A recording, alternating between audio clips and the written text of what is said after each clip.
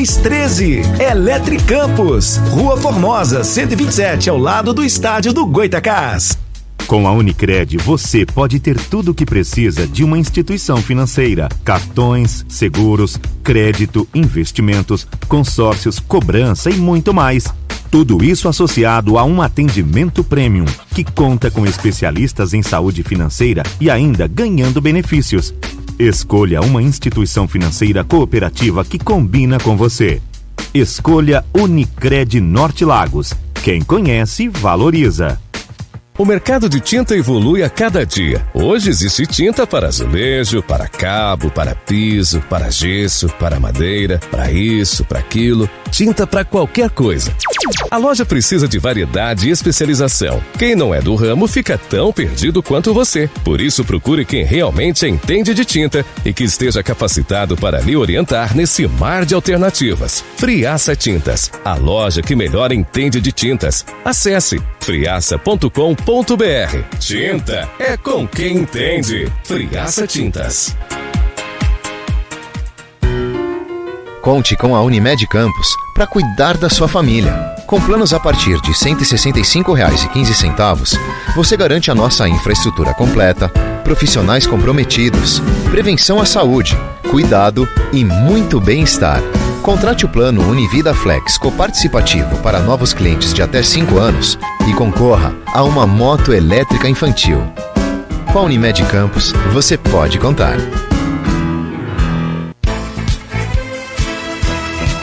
Toda a riqueza da cana-de-açúcar é transformada em sonhos pela Coagro.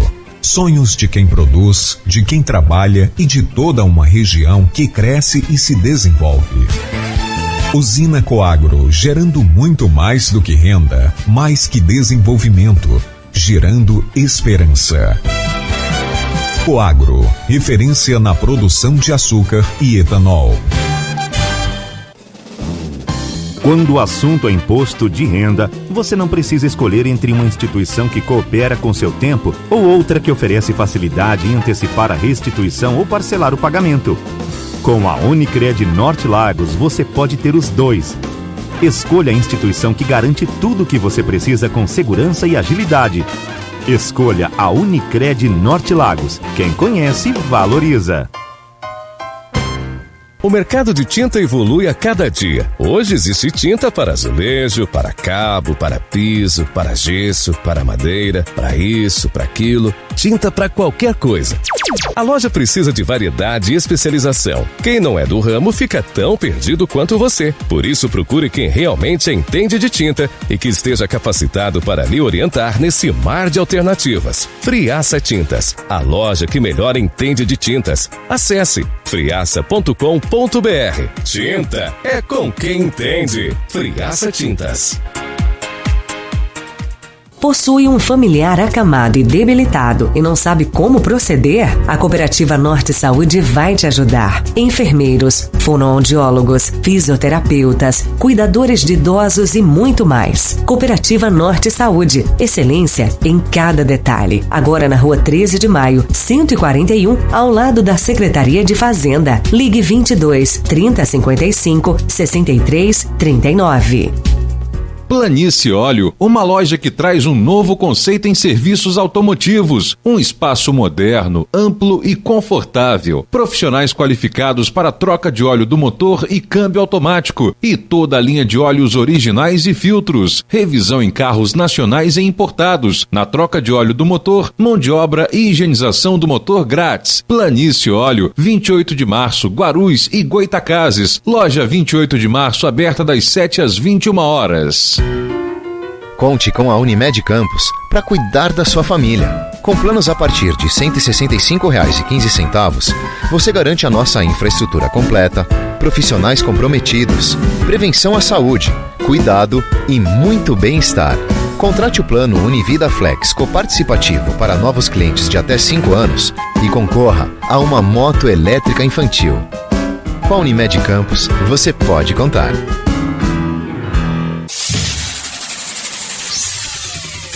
Começa agora o Folha no Ar, primeira edição.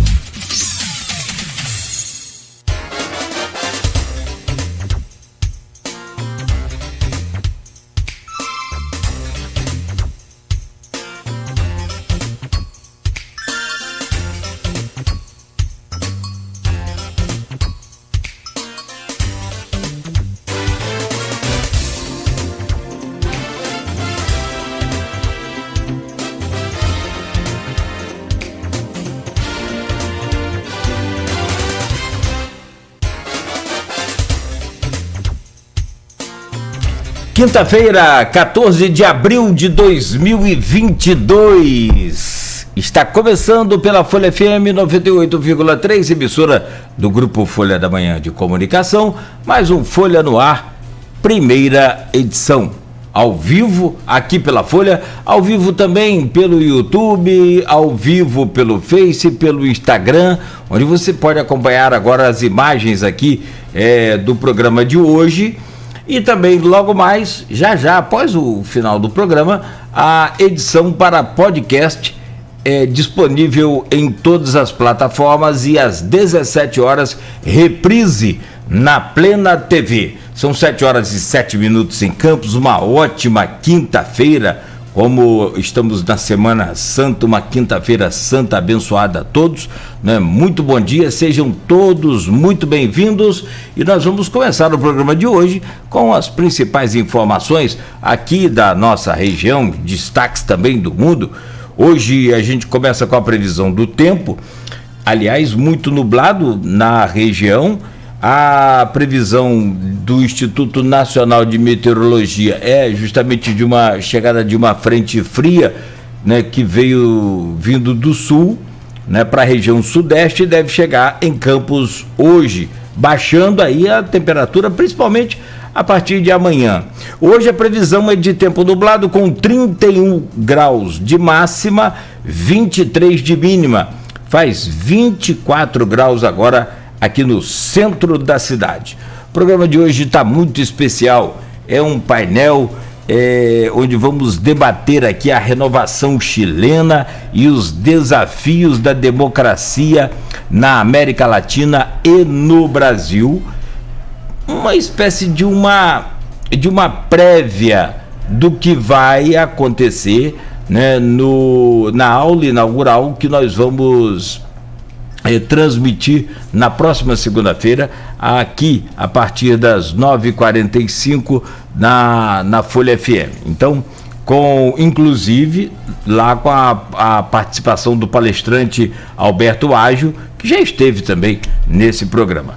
Hoje conosco estão o Arnaldo Neto, o Aloysio Abreu já chegando também aí para compor essa bancada, e os nossos convidados, aos quais agradecemos de antemão pela presença: Marcelo Gantos, que é professor de História da UENF, nosso querido Jorge Gomes Coutinho, que é professor de Sociologia da UF, Hugo Borsani, professor de Ciências Políticas da UENF, e também eu ia falar veterano, mas aí vai pegar mal a beça, depois eu vou ser quase que excluído do grupo aí. O nosso querido professor veterano que diz respeito à participação aqui no programa, tá, Hamilton? Só isso.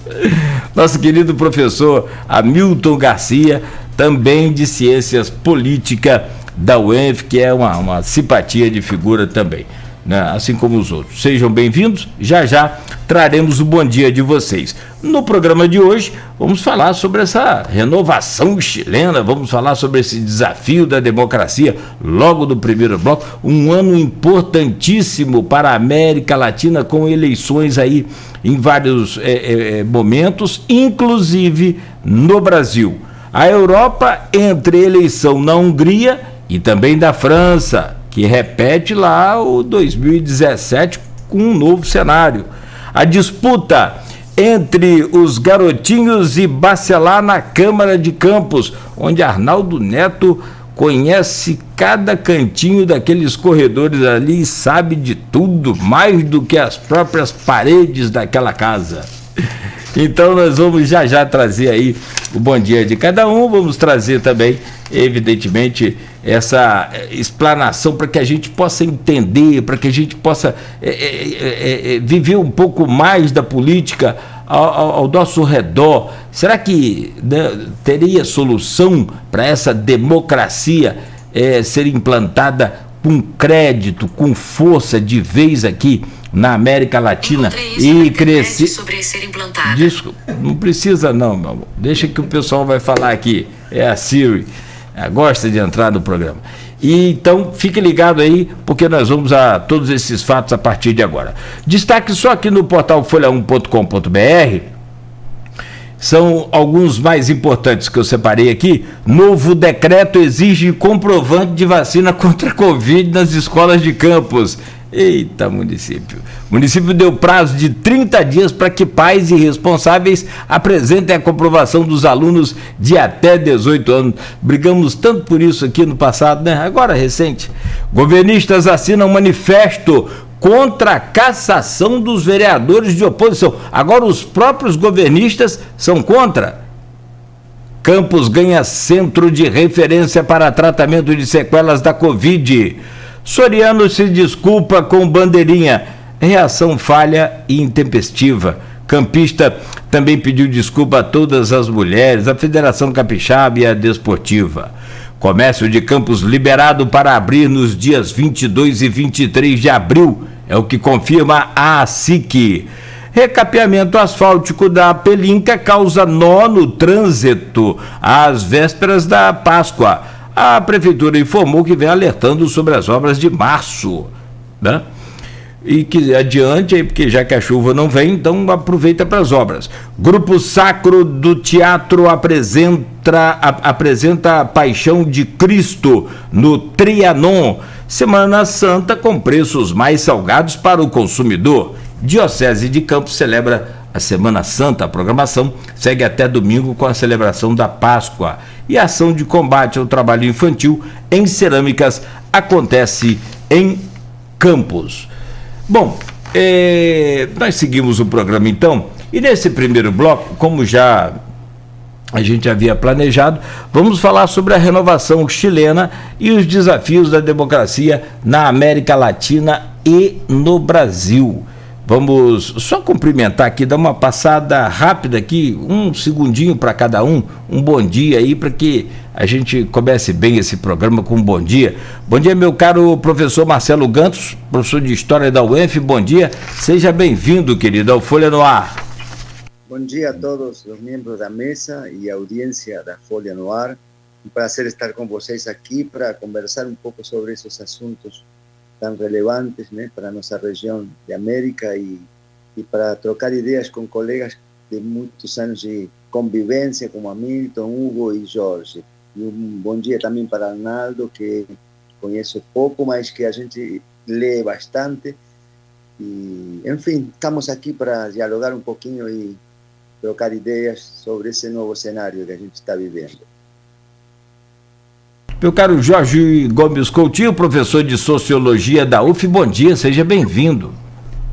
Bom dia, Cláudio Nogueira, bom dia, a mesa, inclusive, realmente de reencontros, né? Bom dia, Marcelo, bom dia, Hugo, bom dia, Milton, bom dia, Arnaldo, que faz tempo que a gente também não se encontra, né? E dizer que é um prazer estar aqui com vocês hoje, discutindo, né, com um grupo tão qualificado. E eu acho que vai ser um momento bem bacana para a audiência, para a grande audiência do programa Folha no Ar. Um prazer estar aqui. Obrigado, Jorge. Bom dia, professor Hugo Borsani, de Ciências Política da UENF. Bom dia, seja bem-vindo. Bom dia, Cláudio. Obrigado pelo convite. Também passo minhas palavras aqui do Marcelo e Jorge. Realmente um prazer estar com vocês e com todos os amigos, colegas e amigos. Com dois deles fazia muito tempo que não via, Marcelo e Jorge, assim que era também um reencontro. Com Hamilton nos vemos com frequência, porque somos colegas do mesmo departamento na UENF, mas realmente é muito, muito agradável. É uma reunião de amigos também, e prazer conhecer a Arnaldo também. Prazer é todo nosso, seja sempre bem-vindo, muito bom. Nosso querido Hamilton, que é também mais um dos grandes parceiros, colaboradores, incentivadores, fonte, enfim, deste programa. Professor Hamilton Garcia, e também paciente com a gente, principalmente, que a gente vai lá, consulta ele quando a gente tem dúvida, alguma coisa. Professor de Ciências Política da UENF, Hamilton Garcia, bom dia, seja bem-vindo. Bom dia, Cláudio, bom dia a todos, um prazer imenso estar aqui com todos vocês, e também a nossa audiência. parabenizar a Folha pela abertura. Foi um tema que, de certa maneira,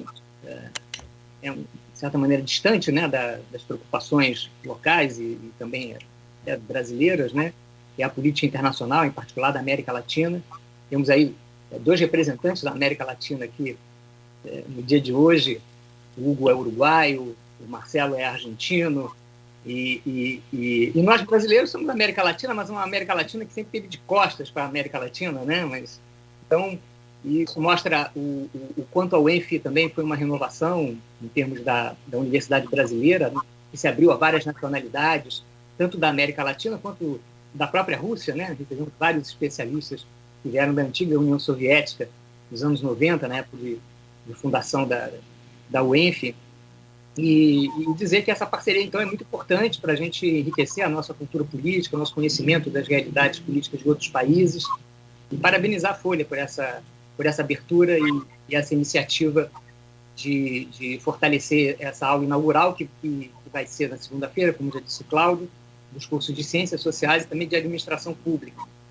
E trazendo, né, esse tema da democracia e esse tema da renovação política na América Latina e no Brasil, porque isso nos diz respeito, tem a ver com a nossa realidade, né, enquanto brasileiro, né, e latino-americano. Muito obrigado. Bem-vindo. E que nós vamos transmitir ao vivo aqui pela Rádio Folha FM a partir das 9h45, na segunda-feira, com o apoio do Grupo Folha de Comunicação. Meu caro Arnaldo Neto, bom dia, seja bem-vindo também. Opa, bom dia, Nogueira, bom dia, George, Hugo, Marcelo, Hamilton, professores universitários. Acho que é uma mesa extremamente qualificada para a gente debater sobre esse assunto. O George e Hamilton são figurinhas recorrentes que a gente, né, sempre vem falando sobre assuntos políticos. Hugo também, já consultei Hugo algumas vezes para matérias sobre política de âmbito nacional, Marcelo conhecendo aqui hoje, mas são figuras que a gente sempre aciona para falar sobre política, de política macro, né? Porque, embora Campos esteja sempre quente, lá no final nós vamos falar sobre assunto local também, a Folha sempre abre espaço para discutir política de maneira macro, como hoje a gente vai fazer nessa prévia para segunda-feira, que fala sobre democracia na América Latina, e também a gente vai falar um pouco sobre a eleição na Europa. Nogueira, por falar em Campos, rapidamente, ontem teve novidade, como você disse, nesse manifesto aí. 3 vereadores da base assinaram um manifesto contra a cassação dos 13 de oposição, e isso gerou bastante polêmica na Câmara. Mas ontem eu fui à Câmara de São João da Barra, não fui à Câmara de Campos. As informações que eu tenho de trincheiro são do nosso amigo Aldir Salles, que estava lá acompanhando. Que também pegou fogo, eu já soube, eu li lá a sua coluna. Ontem São João foi tranquilo, diferentemente do que escrevi sobre terça. Então foi terça. Menos mal. Bom, desse primeiro bloco, vamos falar sobre a democracia na América Latina, e que bom que nós temos, né, vários aqui latino-americanos, que bom. O programa consegue fazer isso graças, é claro, a vocês, nossos convidados.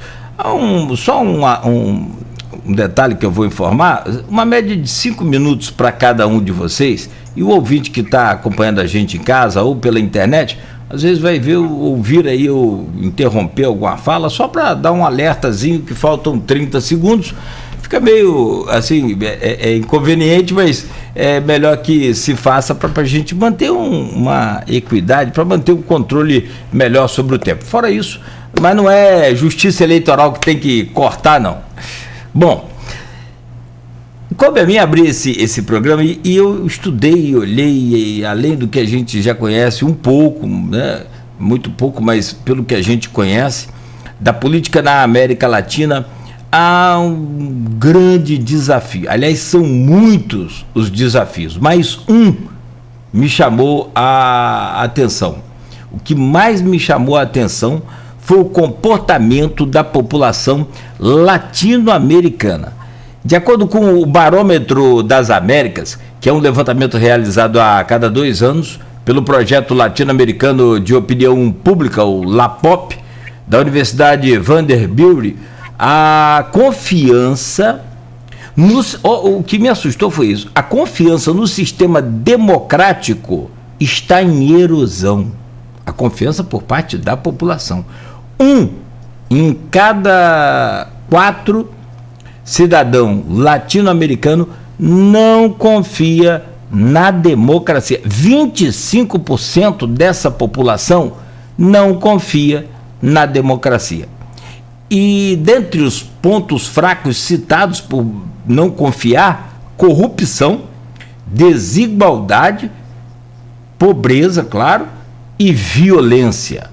E para complicar ainda mais, o Centro Estratégico Latino-Americano, o CELAC, de Geopolítica, ele revela outro dado também complicador para vocês explicarem para a gente, que os países que mais cresceram de 2000 a 2019 foram Bolívia, Peru, Cuba, Panamá e República Dominicana em relação à América Latina, todos com governantes considerados autoritários.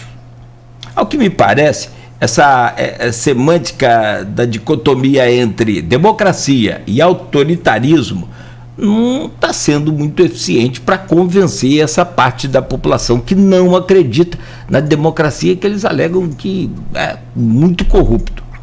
O que fazer para uma região continental tomada pela pobreza, corrupção, violência, para que possa acreditar no sistema democrático e a democracia provar que é, de todos eles, se não o melhor, o menos pior? Eu começo com o professor Marcelo Gantos, lembrando dos seus 5 minutos. Marcelo. Obrigado, Cláudio. Bom, o panorama que você apresentou é instigante, né? Instigante em termos de contrapor opções, né, para a solução desses graves problemas que você colocou em aparentemente duas alternativas, que seria, por um lado, autocracias, autoritarismos, e, por outro lado, democracias. A qualidade dessas democracias também tem evidenciado bastante fragilidade em todo o contexto regional. Mas a gente não pode deixar de recordar, né, nas trajetórias históricas regionais da região, dos países que compõem a região, sobretudo em termos de ser democracias recentes, né? Democracias que surgiram em torno de experiências autoritárias muito fortes, né, que estão na lembrança e na experiência das populações muito frescas, né? Então há um aprendizado democrático que ainda está em fase preliminar, pelo menos desde meu ponto de vista. São democracias muito frágeis em termos de institucionalidade, que esses são os grandes problemas, né, de nossas experiências políticas.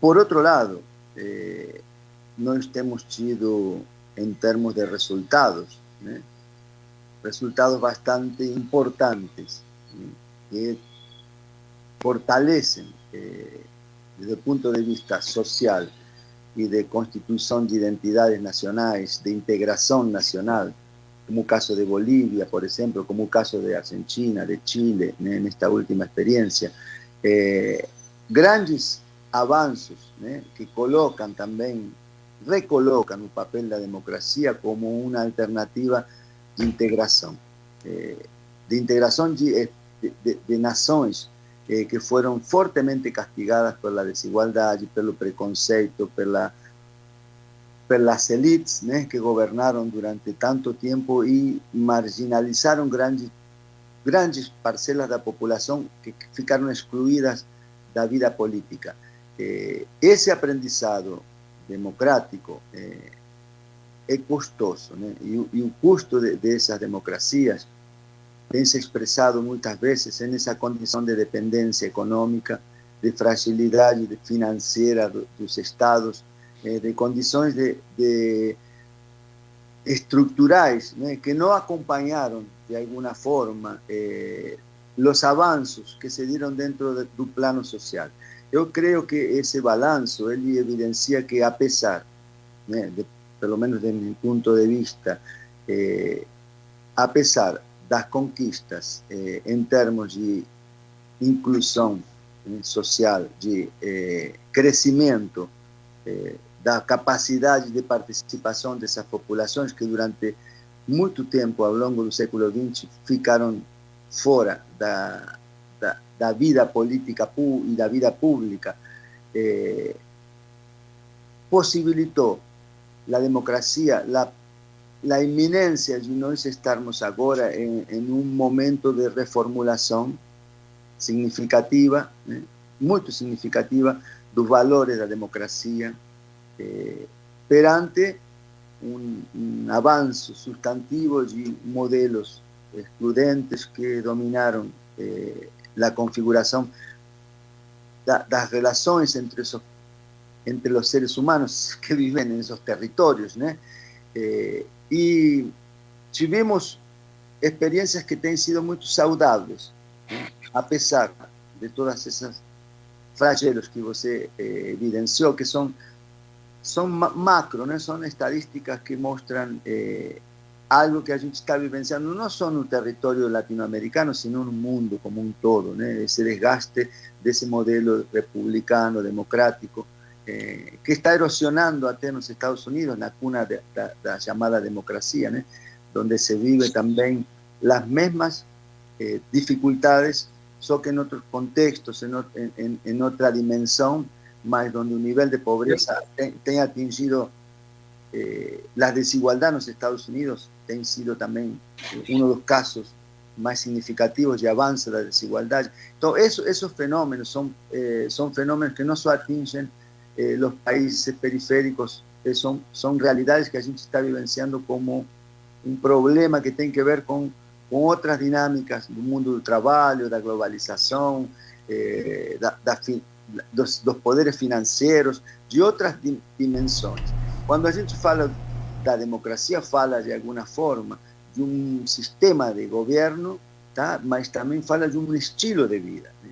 E esse estilo de vida, de meu ponto de vista, traz uma possibilidade concreta de participação, de discussão pública, né? De assuntos, de agendas que durante os últimos 30 ou 40 anos se tornaram motivo de amplias discussões dentro das nações latino-americanas. O caso da integração indígena na participação política, que é um evento de significativa potência em termos de ampliação, é um ponto muito favorável que a gente pode reconhecer em Bolívia, a gente pode reconhecer hoje em Chile, que a gente pode reconhecer na Argentina, aspectos que de alguma forma potencializam a capacidade da democracia em termos de ser um sistema que inclui, que possibilita ampliar o Estado de Direito para grandes parcelas da população que viveram fora dessa dimensão jurídica, né? Então, eu vejo que o pessimismo que essas estatísticas nos apresentam, ele deve ser visto também a partir de outras lentes, né? Essas estatísticas, por um lado, evidenciam consequências digamos, de alguma maneira, da extrema exploração de um modelo econômico de características neoliberais extremas, né? Que levou a essas economias regionais a passar por situações de mercado de trabalho muito acuciantes, de perda de emprego, que tem que ver com transformações estruturais que afetam significativamente a vida das pessoas na base.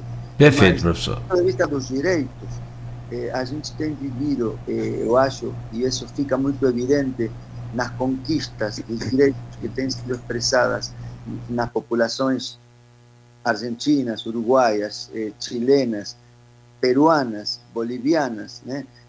No caso brasileiro também, né? Da possibilidade do acesso a um Estado de Direito mais ampliado, com todas as consequências negativas que você está afirmando. Mas eu ainda considero que nós estamos em um momento crucial de afirmação democrática. Perfeito. Eu vou ter só que agradecer ao senhor, já passamos dos 5 minutos, e trazer aqui o Jorge Gomes Coutinho, que é professor de Sociologia da UF, comenta sobre esse tema apresentado e a pergunta, Jorge, por favor. Ok. Bom, inclusive, dizer que é sempre um prazer ouvir a voz moderada do professor Marcelo, né? Inclusive, eu vou seguir alguns pontos da fala dele. Eu acho que talvez nós possamos discutir essa questão, Cláudio, fazendo um panorama geral e depois a gente regionalizando, ou seja, trazendo para a nossa região, trazendo para a América Latina. Eu acho que é mais ou menos consenso, seja no Atlântico Sul ou no Atlântico Norte, né, que nós temos, nesse momento, um problema em torno da legitimidade de alguns princípios e valores da democracia representativa liberal, né? Daqui nós estamos agora caminhando para o segundo turno, né, francês, com algumas questões e algumas demandas e alguns problemas que o que você citou no seu diagnóstico também cabem para lá, né? Não ficam circunscritos somente aqui à América Latina, América do Sul. Eu acho que o que se coloca em torno disso é a capacidade, né, desse modelo, que é o da democracia representativa liberal, oferecer respostas concretas a demandas concretas de bem-estar das populações. Eu acho que a questão ela pode ser resumida bastante nessa questão. O quanto, né, que os estados nacionais eles são capazes ou não de ofertar bem-estar às suas populações, né?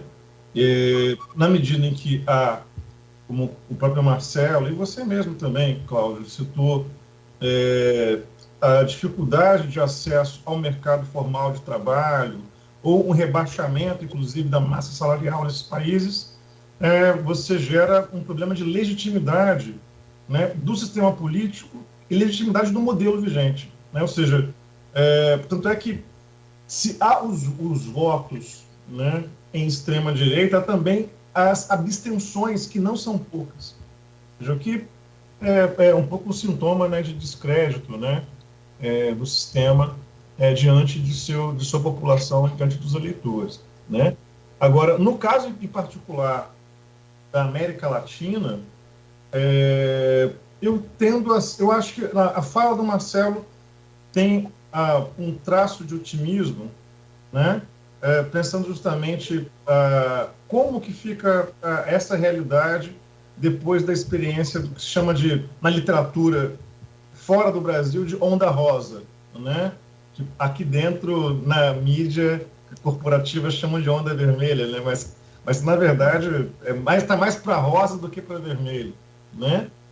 Eu acho que, em última instância, o que nós estamos vendo é que o sistema político desses países da América Latina, não obstante a permanência de determinadas tendências autoritárias em alguns países, esse sistema político, você vê a absorção da complexidade dessas sociedades, né?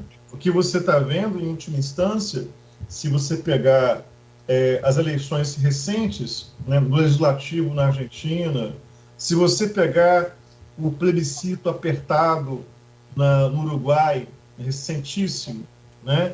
Se pegar, por exemplo, a efervescência da disputa eleitoral no Brasil, em última instância, o que você está vendo é que essa multiplicidade de interesses, que é constitutiva desses países, em última instância, estão emergindo, né? Estão se apresentando, né, no cenário, tanto na opinião pública, quanto também no próprio sistema político, né, na discussão, inclusive, da concorrência eleitoral e etc. Então, eu acho que, certamente, nós temos problemas estruturais, problemas sérios, né, mas com essa efervescência de discussões, né, eu acho que, em última instância, nós tensionamos, né, programas, tensionamos projetos, né, em última instância, eu acho que, aí no caso, acho que cabe a gente ficar atento, né, a eventuais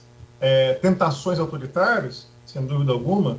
No nosso caso, nós temos boas razões históricas, recentes, para termos medo, né, e termos receio de tentações autoritárias, mas eu acho que nós vivemos um momento interessante, né, inclusive, talvez, quiçá, né, do enfrentamento dessas mazelas que você citou pela via democrática, né?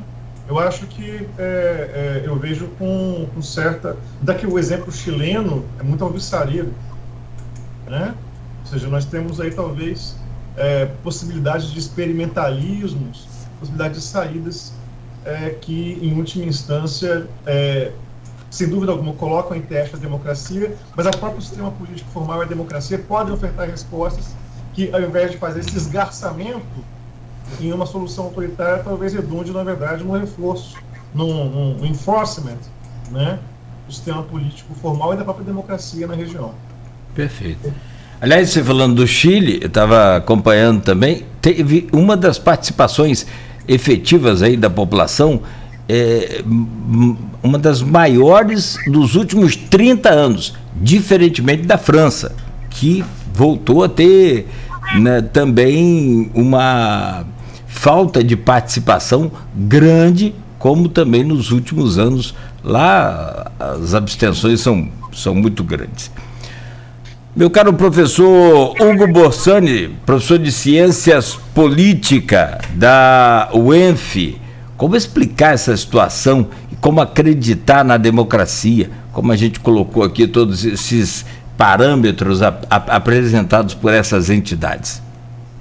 Bom dia, Cláudio. Bom dia a todos. Reitero agradecimento pelo convite, por estar aqui nesta mesa tão amiga e tão qualificada.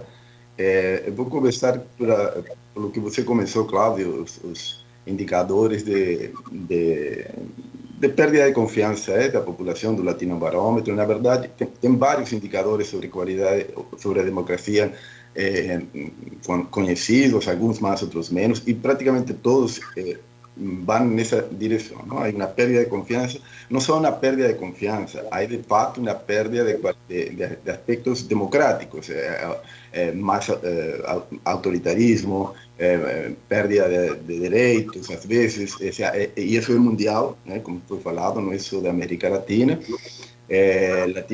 Outro índice bastante conhecido que mide não somente a percepção, mas mide outros aspectos, justamente de procedimentos aplicados, etc., relações entre os poderes, relações com a mídia independente, etc., indicam o mesmo. The Economist é outro que faz, o índice de democracia de Economist é bastante conhecido, também indica o mesmo.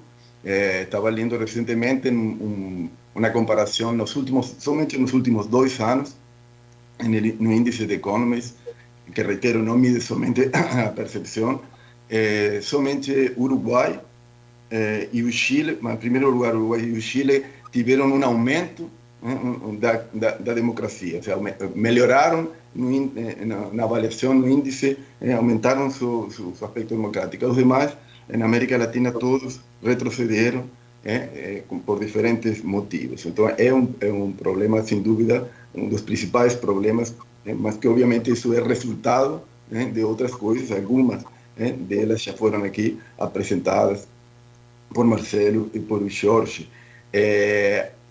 Você tem, eu identifico como, são vários, não? São muitos problemas, muitos fatores que incidem nisso, mas, obviamente, você tem aí um problema. Você já citou um desses grandes problemas que você tem, que é a corrupção, além da perda de confiança, a corrupção que sigue rampante na América Latina, em alguns países muito mais que em outros, obviamente, tradicionalmente. O problema da fragmentação política em nossos países, a dificuldade das lideranças políticas dos partidos se manterem como tal, de aglutinar minimamente. Você vê aí um processo, reitero, em quase todos os países, de desagregação e de fragmentação amplíssima, muito grande, que praticamente tem os governos que acedem ao poder ao filo de algum tipo de processo de censura, porque uma incapacidade realmente de fazer de acordos, você tem mais atores aí disputando, mais difícil fazer essa capacidade de acordo, e junto com isso, junto com uma fragmentação, você tem uma polarização muito grande, que é uma polarização também reflexo da sociedade, assim como a fragmentação é um reflexo da sociedade, também essa polarização política que existe, e a questão do populismo, que é algo difícil de definir, algo tradicional na América Latina, mas que a gente vê e com diferentes tons políticos, desde a extrema-direita, pela extrema-esquerda, com essa facilidade de tentar solucionar e de vender e de atrair votos sem um trasfondo importante de política. Aí o que eu identifico um problema sério de capacidade justamente de acordos, de coalições, mas coalições em um sentido firme, importante, que possa resolver aspectos substantivos desses países. Porque você tem aí, muitas vezes, governos que chegam e, com esse pouco apoio, tentam implementar suas políticas sem um acordo com essas outras, com uma parte importante do que fica na oposição. Aí eles perdem novamente e há uma reversão disso. Há uma dificuldade de fazer acordos de Estado, minimamente. E isso está, sem dúvida, está afetando muito essa capacidade de resposta do sistema democrático representativo. Eu vejo esse é um desafio que a democracia apresenta. Não é a primeira vez que a democracia representativa liberal tem desafios fortes. Antigamente, você tinha um desafio pela extrema esquerda, se se quer, os movimentos armados que criticavam essa democracia burguesa, que não atendia minimamente. Hoje em dia você tem um desafio muito alto pela extrema-direita, negando a divisão de poderes, querendo fortalecer exclusivamente poderes presidenciais. 30 segundos. É um momento, então, de muito tensão, de muito conflito.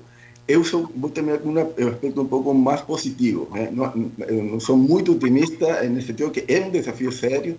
As democracias estão sendo combatidas a nível mundial, o sistema, o conceito de democracia representativa, e é preciso encarar isso. Porém, na América Latina, apesar dos grandes desafios que tem e das grandes convulsões, eu vejo, e apesar de a população estar perdendo confiança, uma certa resiliência da democracia. Se você vê que todos aqueles movimentos de convulsão social que houve, especialmente nos países andinos, todos eles foram resolvidos por meios democráticos, por meios institucionais. Não foi quebrada a institucionalidade democrática como tinha sido em outros acontecimentos, e isso não é pouca coisa. Isso não é pouca coisa para a história latino-americana. Então, sempre se procurou, aí em momentos limites, se procurou acordos. Isso permitiu a Constituição, a Assembleia Constituinte no Chile, no Equador também houve acordos no último momento que permitiram sair de um conflito muito grande. Então, há, por outro lado, um desafio constante, vejo também uma certa resiliência na capacidade de reação, porém, não sabemos ainda até quando essa capacidade de resiliência consiga se manter. Vou deixar por aqui depois. Perfeito. Não, de fato também está estampado aí, né, em todos os países, essa questão realmente de uma solução, não sei, diplomática, mas acabam se entendendo ali da forma que você falou, né, e determinou como acordo.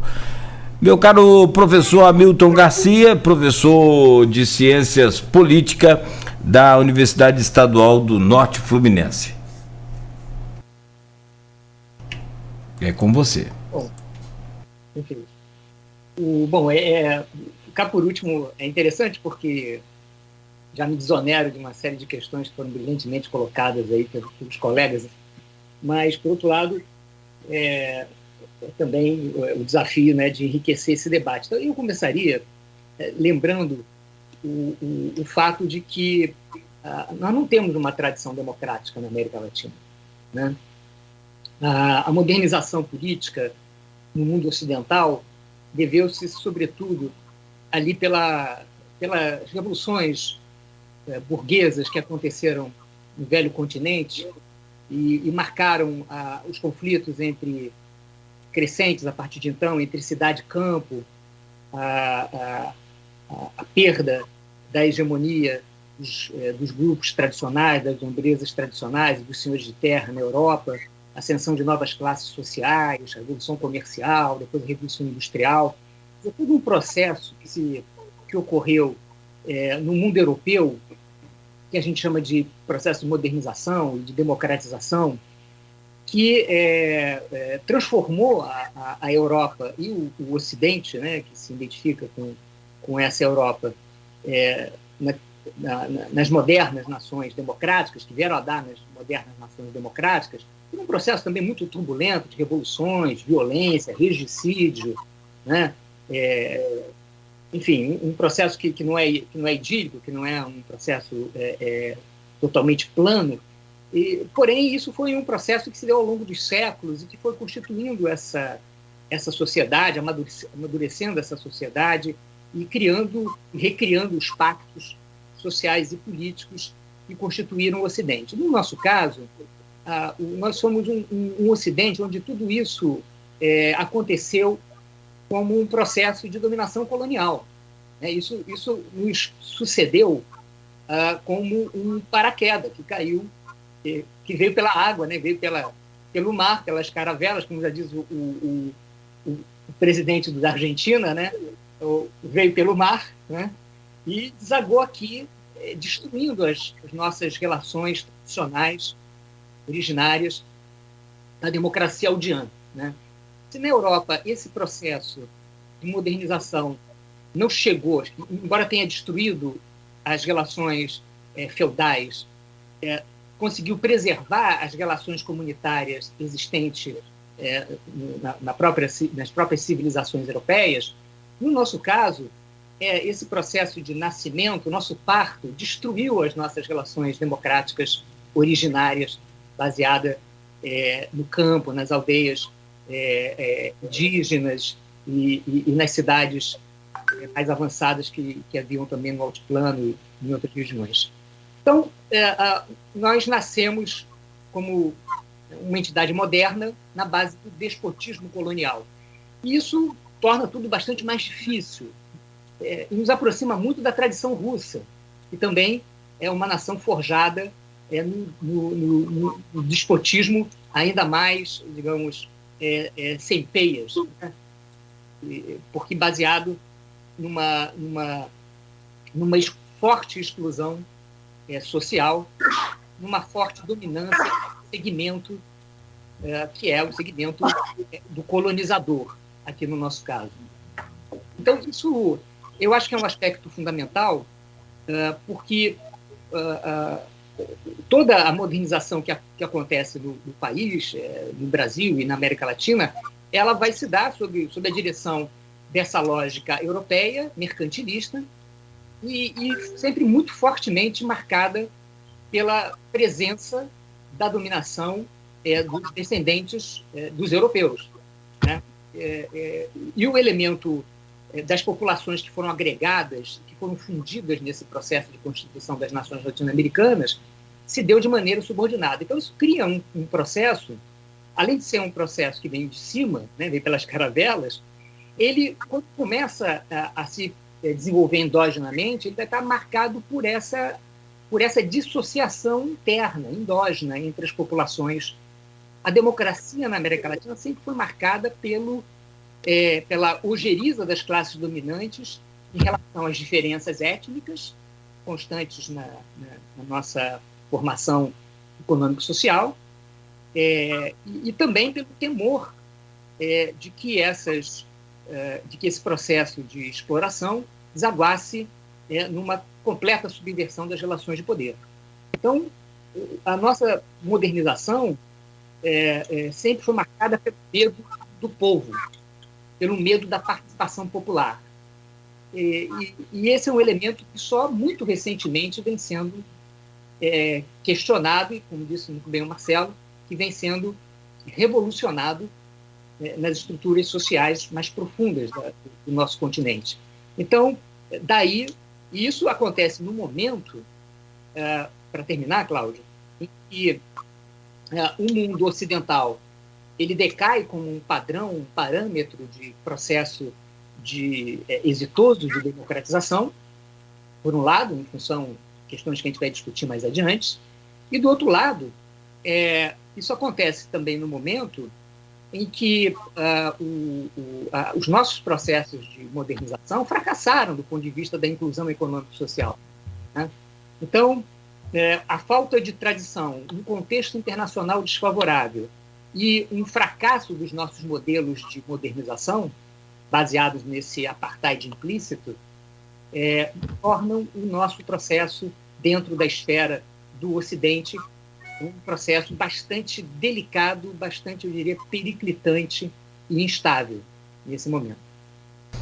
Pelo menos, né, aproveitando aí o exemplo do Chile, aparece lá um sinal, diferentemente da Europa, que acaba lá de eleger, e aí quem acaba de chegar também é o Aloysio Abreu Barbosa, ele vai falar sobre isso no próximo bloco, o Viktor Orbán, ultradireitista, na Hungria, e repete as eleições francesas com a Marine Le Pen, também da ultradireita, forte aí para o segundo turno.